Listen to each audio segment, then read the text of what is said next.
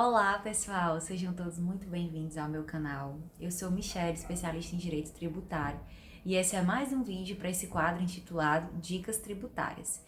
Hoje a gente vai começar a adentrar nos impostos e vamos conversar sobre as principais distinções e semelhanças entre o ITR e o IPTU.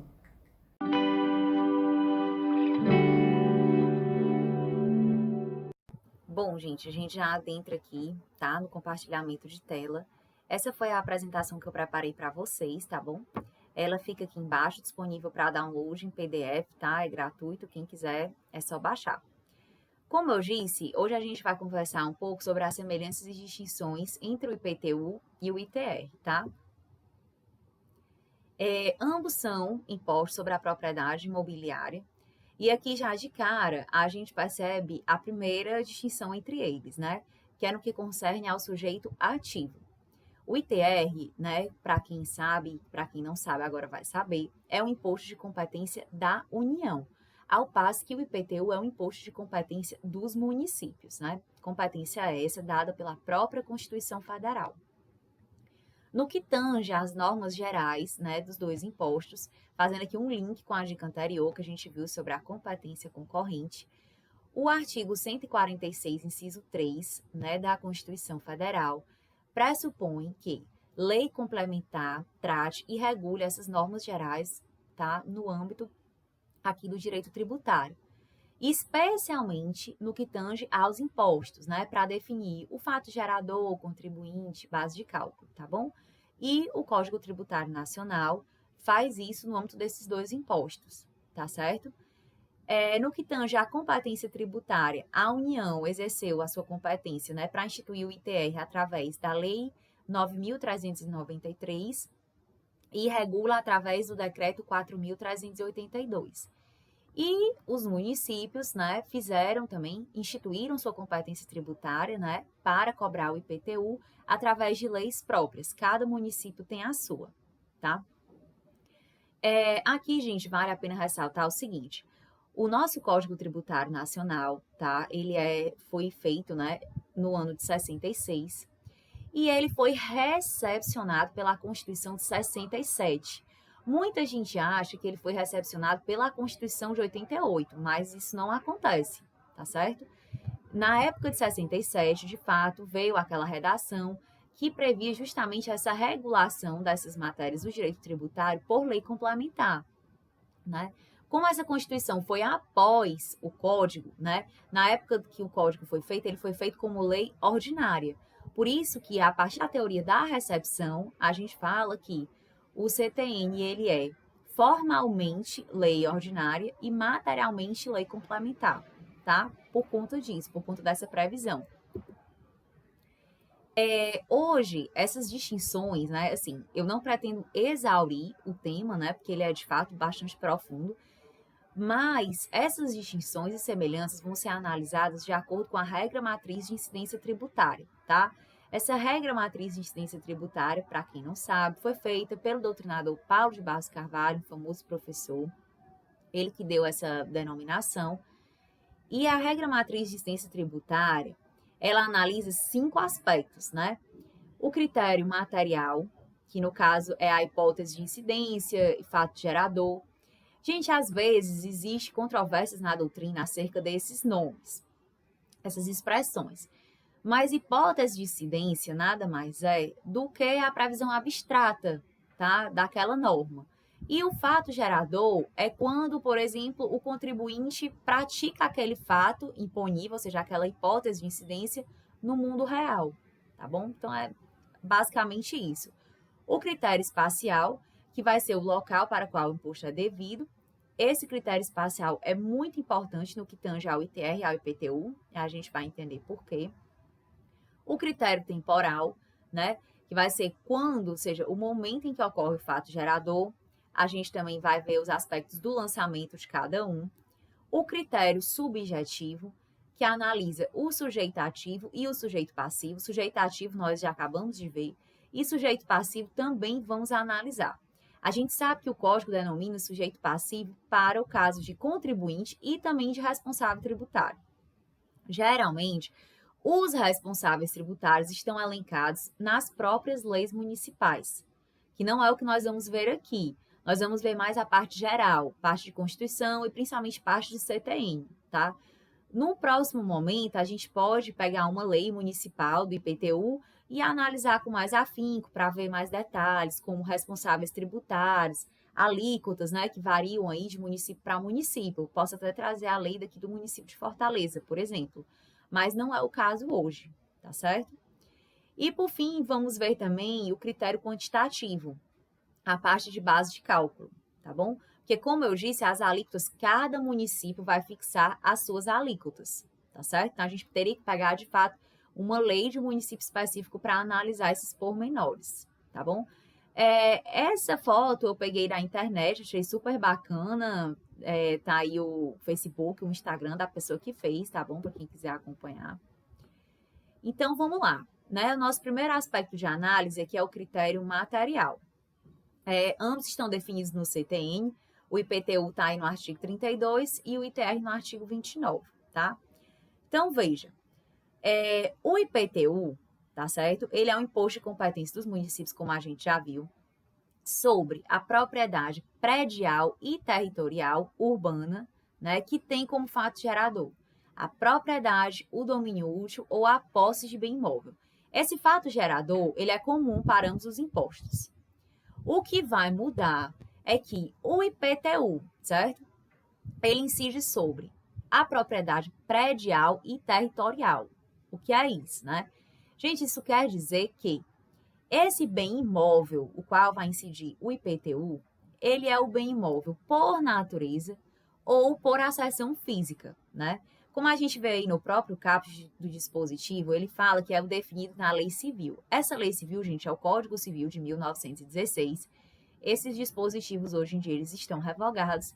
Porém, a época, né, do Código Tributário Nacional, eles estavam em vigor, então é com eles que nós vamos ver, né, porque eles são, de fato, a previsão original, tá? De acordo com o artigo 43 do Código Civil, a gente vê que bem imóvel por natureza é o que está previsto no inciso 1, né, que é o solo com seus acessórios e adjacências naturais, compreendendo a superfície, as árvores e os frutos pendentes, o espaço aéreo e o subsolo. Já o imóvel por acessão física é tudo quanto o homem incorporar permanentemente ao solo, né, como a semente lançada à terra, os edifícios, as construções, de modo que não se possa retirar sem destruição, modificação, fratura ou dano. Então, gente, basicamente é o seguinte, o IPTU, ele incide tanto sobre o imóvel como a construção que é feita nele. Por isso que ele se denomina, né, um imposto sobre a propriedade predial da construção e territorial do terreno. Né? Por isso que na base de cálculo do IPTU, a gente vai ver, ele leva em conta o valor venal do terreno e o valor venal da edificação, tá certo? Já o ITR, não. Ele incide apenas sobre a propriedade territorial, ou seja, o imóvel por natureza, certo? Ele não leva em consideração essa construção que é feita no terreno, por exemplo, tá certo? E essa primeira distinção aqui entre eles, ela é muito interessante, por quê? Porque ela tem um motivo de existir, né? E esse motivo é justamente na parte das funções desses impostos, né? Porque o que acontece? O ITR, ele é um imposto predominantemente extrafiscal, né? A extrafiscalidade, ela é justamente, está fora do campo do quê? Da função fiscal, ou seja, ele tem toda a função de tudo, exceto de arrecadar, né? A extrafiscalidade do ITR, na realidade, ela existe o quê? Para que o imóvel cumpra a função social dele, né? Para quem já assistiu a alguns dos meus vídeos anteriores, a gente já conversou em relação a isso, ao IPTU, que o IPTU também tem uma função extrafiscal, né? Que é o que? Não arrecadar, tá fora da função só de arrecadação, tá bom? Mas o ITR, ele predominantemente é só isso, tá? Inclusive, no próprio artigo da 153, parágrafo 4º, inciso 1 da Constituição, ele diz que ele será progressivo e terá suas alíquotas fixadas de forma a desestimular a manutenção de propriedades improdutivas, ou seja, gente, de cumprir a função social da propriedade, tá? Por isso que ele tem a previsão de alíquotas inversamente proporcionais ao grau de utilização de cada imóvel, né?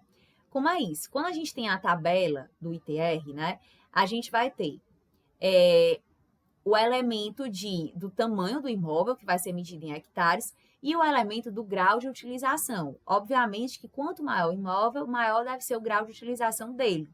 Então, por isso que a gente tem essa previsão de alíquotas inversamente proporcionais ao grau de utilização. Por quê? Porque quanto menos produtivo for aquele imóvel, maior vai ser a alíquota dele. Inclusive, a maior alíquota que a gente tem hoje para o ITR é de 20%, enquanto que a menor é de 0,03%. Por isso que eu coloquei aqui que quem produz mais paga menos, tá? É justamente isso. Ao passo que o IPTU, como a gente viu, ele tem sim essa previsão de função extrafiscal, né? Essa progressividade extrafiscal. Mas ele, apesar disso, ele é um imposto predominantemente fiscal, né? A extrafiscalidade dele, ou seja, a previsão da extrafiscalidade dele, já nasceu no texto original da Constituição. A progressividade fiscal, não. Ela foi inserida através da Emenda Constitucional 29 de 2000, tá? Que está aqui a previsão dela, que é dele ser progressivo em razão do valor do imóvel, né? Ele é um imposto real e, na tentativa de se oferir capacidade contributiva dele, pressupõe-se que quanto maior o valor da propriedade, maior é o poder de contribuir do contribuinte, ou seja, maior é a sua capacidade econômica ou contributiva, como queiram chamar, tá? Então, por conta disso, por conta desse entendimento, mesmo antes, tá, dessa progressividade fiscal ser inserida, os municípios começaram a colocar alíquotas progressivas para ele, né? E então o STF instituiu essa súmula 668, tá? Que diz que é inconstitucional a lei municipal que tenha estabelecido antes dessa emenda 29 de 2000, tá? Essas alíquotas progressivas para o IPTU, salvo se destinada a assegurar o cumprimento da função social da propriedade urbana, que ela veio, gente, essa outra progressividade extrafiscal, ela já veio no texto original da Constituição, tá certo? Ainda concernente a essa função extrafiscal do IPTU, a gente tem a previsão no artigo 182, parágrafo 4º, tá? Que inclusive a gente já viu em dicas anteriores um pouco dessa função extrafiscal dele, como eu falei. Mas agora a gente vai ver com um pouco mais de detalhes, tá certo? Então, aqui o parágrafo ele prevê o seguinte: é facultado ao poder público municipal, mediante lei específica, para a área incluída no plano diretor, exigir do proprietário do solo urbano não edificado, subutilizado ou não utilizado, que promova seu adequado aproveitamento sob pena sucessivamente de. Gente, essa lei específica já está super regulada, que é o Estatuto da Cidade, tá? É a Lei 10.257. E assim, a um primeiro momento, não vai ser esse IPTU progressivo no tempo que vai incidir. Primeiro, tá? A Constituição colocou a previsão do parcelamento ou edificação compulsórios. A partir disso, caso o proprietário não faça essa edificação, esse parcelamento, é que vai passar a incidir o IPTU progressivo no tempo, tá?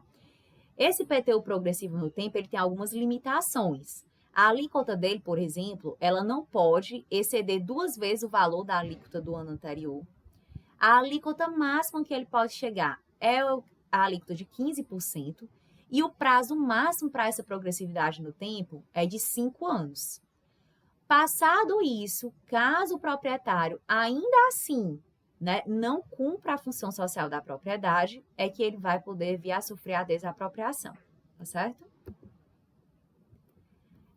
Além do mais, né, além dessas funções que eu já mencionei, o ITR tem a previsão também de não incidir sobre as pequenas glebas rurais. Essas pequenas glebas rurais, elas são definidas na própria lei do ITR, tá? Quando as explora o proprietário que não possua outro imóvel.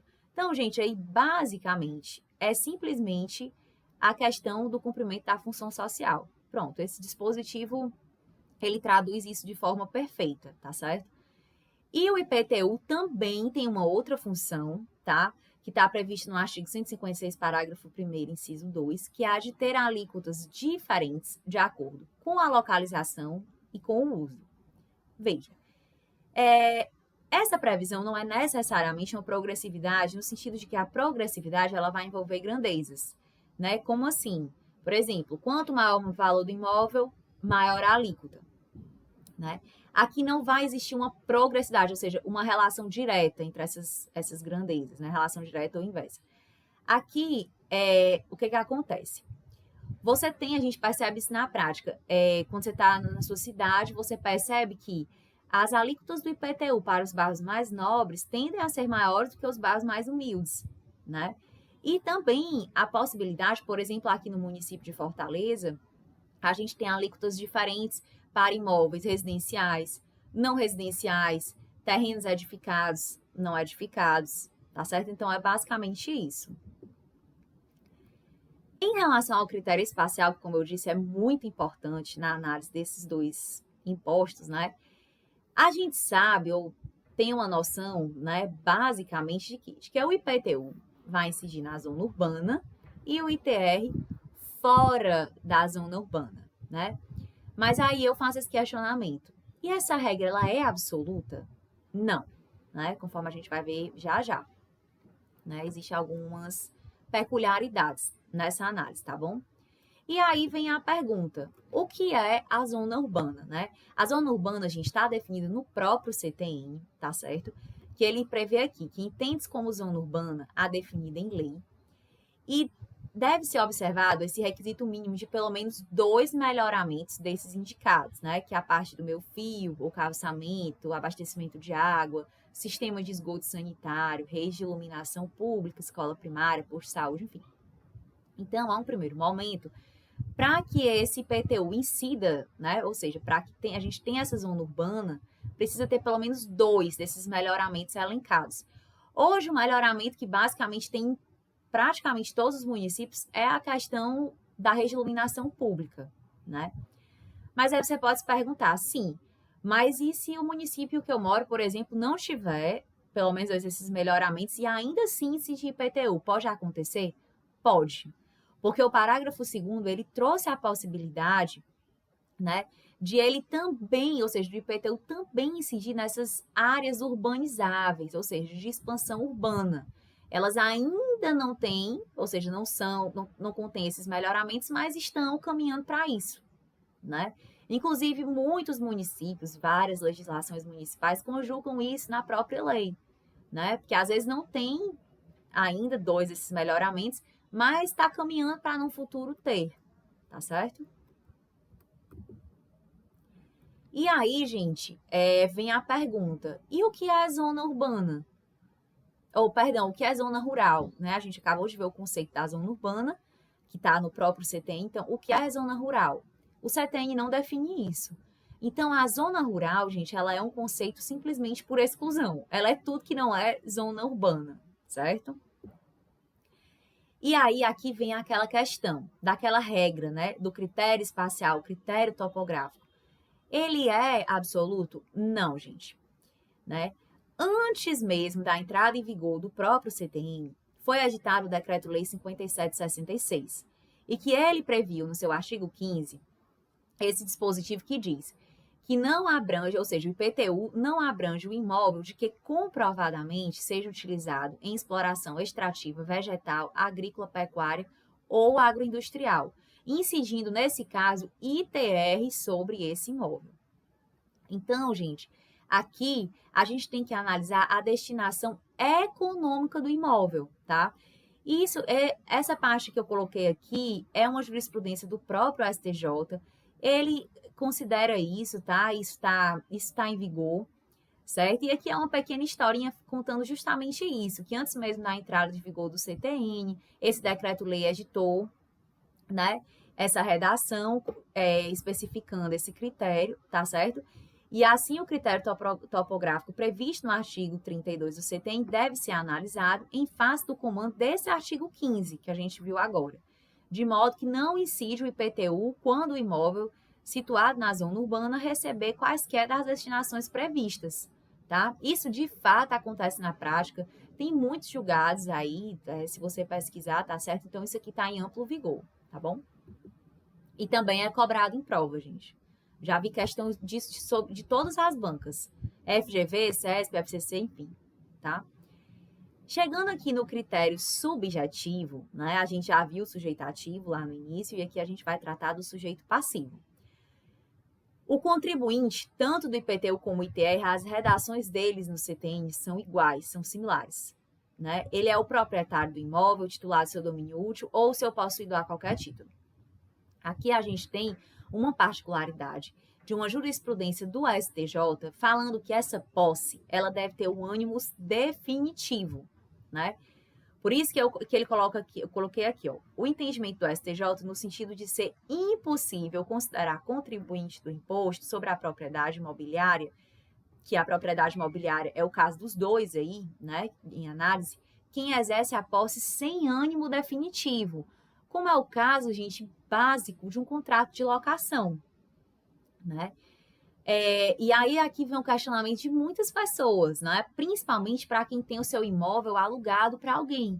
Porque quem está pagando o IPTU do seu imóvel provavelmente é o locatário, não é você, tá? Mas veja, digamos que você alugou o seu imóvel, tá? Para uma pessoa e você, né, fez o contrato no cartório e tudo, e realmente a responsabilidade pelo pagamento do IPTU ficou para esse locatário. E ele não o fez. E então, o seu município entrou com uma execução contra você lhe cobrando IPTU, né? Você alegou que quem deveria pagar, através do contrato que você fez com o locatário, seria ele, né? E aí, o município considera isso? Não. O município não vai considerar isso, gente, por conta da previsão desse artigo 123 do CTN, que diz que, salvo disposição de lei em contrário, as convenções particulares relativas à responsabilidade pelo pagamento de tributos não podem ser opostas à fazenda pública para modificar a definição legal do sujeito passivo. Gente, eu já vi uma questão da FCC, inclusive, contar uma história super bonita, né? Que um amigo estava ajudando o outro no momento de problemas financeiros, de crise financeira, e se compromete a pagar o IPTU, né? E então, o fisco pode aceitar aquilo? Não, gente. Ele não vai aceitar aquilo. A menos que, né? E essa questão elucida isso de forma super clara para a gente, né? Que em havendo um contrato celebrado por instrumento público devidamente registrado, né, no cartório, as partes convencionam obrigações recíprocas e, dentre elas, a de atribuir responsabilidade solidária aos contratantes pelo pagamento de tributos, enfim. Isso pode acontecer com qualquer imposto. O caso que a gente está vendo aqui é o caso do IPTU, né?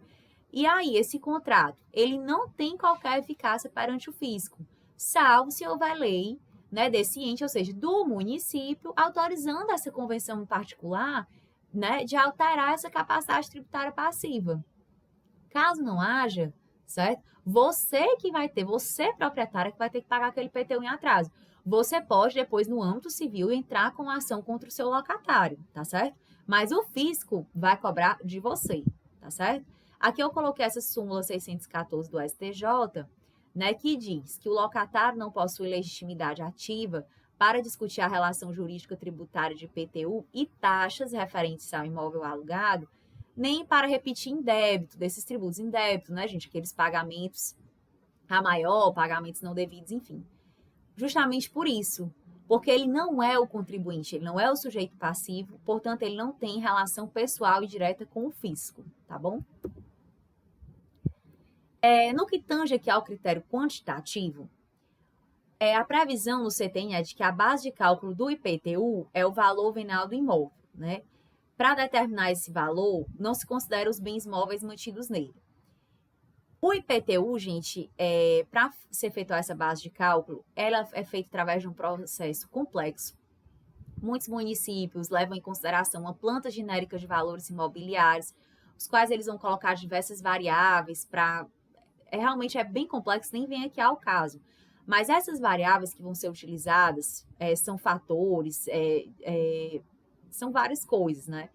Elas são feitas e são levadas em conta para que realmente esse valor, essa base de cálculo do imóvel seja o mais próximo da realidade.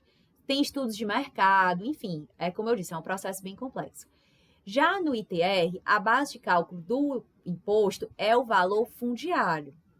Esse valor fundiário é definido pela Lei 9.393, tá? e é o valor da terra nua tributado, né? Esse valor da terra nua, ele é auferido excluindo as construções, instalações, benfeitorias, justamente por isso, porque ele vai incidir de fato só sobre o valor do terreno, porque ele é um imposto territorial, ou seja, ele incide sobre os imóveis por natureza, conforme a gente já viu, tá bom? O critério temporal, a gente também tem uma peculiaridade aqui no que tange ao IPTU. O IPTU é lançado de ofício, geralmente no início do ano. Todas as leis municipais, até hoje que eu vi, consideram ocorrido o fato no 1º de janeiro de cada ano, né? E aí você já sabe que você vai receber aquele carnê. Hoje em dia, acredito que até muitos municípios você até possa tirar pela internet. Mas antigamente sempre chegava aquele carnê na sua residência, né? Essa remessa desse carnê, tem essa súmula 397 do STJ, ele já até fala que essa simples remessa é considerada notificação do lançamento. Ou seja, quando você receber, que você pegar aquele carnê, ali o município já efetuou o lançamento dele. Não vai mais ter o que se falar, por exemplo, em extinção do prazo decadencial, né? Prazo decadencial, a gente sabe que é o prazo que o fisco tem de lançar e constituir aquele tributo, tá? E a gente sabe também que a decadência extingue o crédito tributário. Por isso existe essa preocupação constante do fisco de acelerar esses prazos decadenciais, que é para justamente não perder esse crédito, tá bom? Quando você recebe esse carnê, ou seja, esse PTU, ele é lançado, né? Você tem a possibilidade, se você não concordar, de impugnar ou de pagar, né? Já o ITR, muitas pessoas acham que é um lançamento que é por declaração, mas ele é um lançamento por homologação, né? Por quê? Porque o próprio contribuinte vai fazer a declaração, vai calcular o imposto e o fisco vai apenas fazer a conferência, né, daqueles dados, daquele valor. Né? Caso haja algumas diferenças a serem cobradas, eventuais diferenças, ele pode fazer o lançamento de ofício, mas se tiver tudo certo, o que vai haver ali é a homologação tácita, tá bom? Como plus, gente, eu trouxe aqui 2 assuntos relacionados ao IPTU de jurisprudências, que são um tanto quanto recentes, já vi serem cobradas em prova também, né? E às vezes a gente está por fora, né? A primeira delas é o IPTU, que incide ou não, né, sobre essa área de preservação permanente. Veja, gente, quando você tem um imóvel, um terreno, uma área, que aquela área ela é considerada de preservação, você tem automaticamente uma limitação no seu direito de propriedade, né? Por quê? Porque a partir daquele momento você não vai poder usar e dispor dela da maneira que você queira, nem fruir, entendeu? Ou seja, você vai ter uma limitação, a relativização desse direito. Portanto, eu já vi inúmeros tribunais inferiores, inclusive, dizerem que não incide IPTU sobre essa área de preservação permanente, né? E assim, gente, estranho seria se assim não o fosse, né? Porque o IPTU vai incidir sobre a propriedade. Se a sua propriedade, ou seja, o seu direito de propriedade está limitado, né? Não faria nem sentido você ainda pagar IPTU, tá certo? Sobre essa área. E outro ponto é a questão da isenção do IPTU para servidores públicos municipais. O município aqui de Fortaleza, por exemplo, ele prevê essa isenção, tá? Essa isenção é muito criticada, tá certo? Por ferir o artigo 150, inciso 2, né, que é o princípio da isonomia, porque ele proíbe que haja qualquer distinção em razão de ocupação profissional ou função por ele exercida, que é o caso do servidor público, né, gente? Aqui no município de Fortaleza, por exemplo, já foi ajuizada até uma ação popular contra essa isenção, mas o STF não se manifestou a respeito, então essa isenção está valendo. Caso você vá estudar para algum fisco, pegue a lei municipal do seu município, por exemplo, e veja essa isenção, apesar de talvez você não concordar com ela e achar que ela é ilegítima, ela está em perfeito vigor, né? Até que algum tribunal se manifeste ao contrário, apesar de já haver os municípios não estão mais tão confortáveis com essa isenção, porém, ela ainda está valendo, tá? Aqui, ao final, eu trouxe algumas súmulas, afora as outras, né, que já estão no corpo da apresentação, para quem quiser se aprofundar um pouco no assunto, tá bom?